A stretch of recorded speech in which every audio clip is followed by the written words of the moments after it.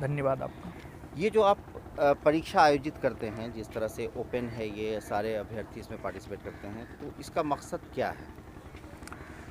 देखिए, इसका मकसद सिर्फ़ ये है कि विद्यार्थी अपने आप को आकलित कर सके कि वो किस स्थिति में है।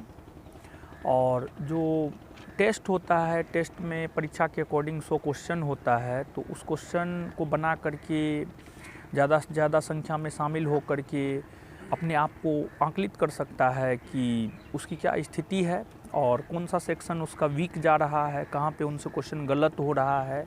उन चीज़ों के ऊपर काम करके अपने आप को बेहतर बना करके फाइनल सिलेक्शन ले सकते हैं।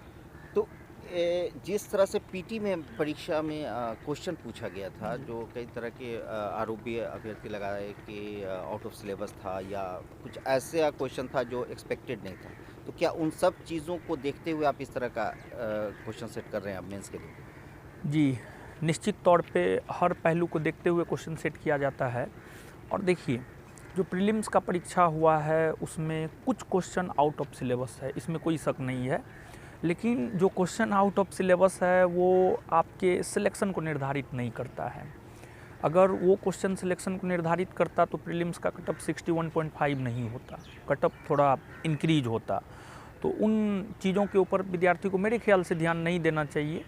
लेकिन जो टेस्ट होता है, टेस्ट में उन चीज़ों को शामिल किया जाता है।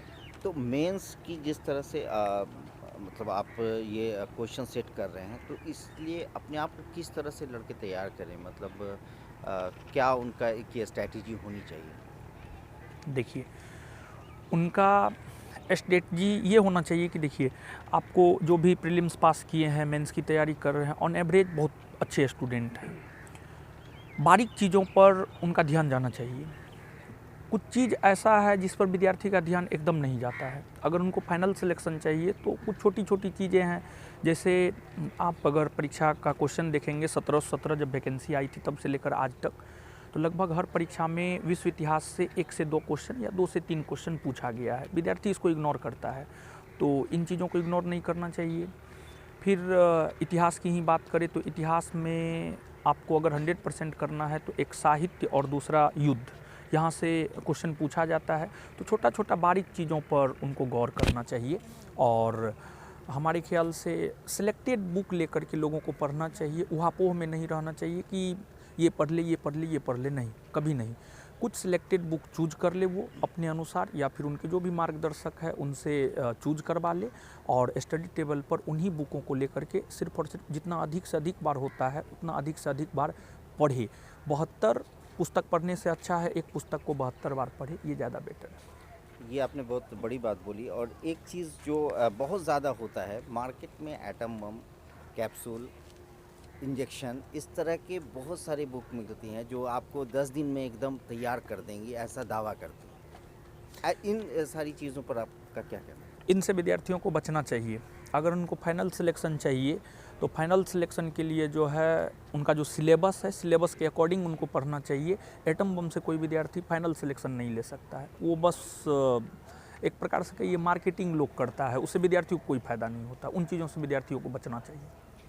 और एक अंत में एक क्वेश्चन पूछेंगे कि मेंस की तैयारी कर रहे हैं अभ्यर्थी, जितना समय पीटी और मेंस के बीच में है, हो सकता है कि संभावना यही है कि जब मेंस का रिजल्ट आए तो उसके और फिजिकल के बीच में भी उतना ही गैप रहे।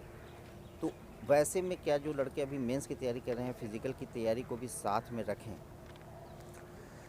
देखिए, इस पर अलग अलग लोगों का अलग अलग राय है, लेकिन मेरा पर्सनल ओपिनियन ये है कि दोनों काम आप एक साथ नहीं कर सकते हैं। अगर आप फिजिकल जाते हैं, आप थक जाते हैं, आप पढ़ाई सही वे में नहीं कर पाते हैं, तो मेरे ख्याल से, मेरा अपना ओपिनियन, हम जिस तरीक़ा से विद्यार्थी को तैयार किए हैं, 2446 में संस्थान के 100 प्लस लोग सिलेक्ट हुए हैं और उनको पढ़ाई से लेकर के फिजिकल तक हम करवाए हैं।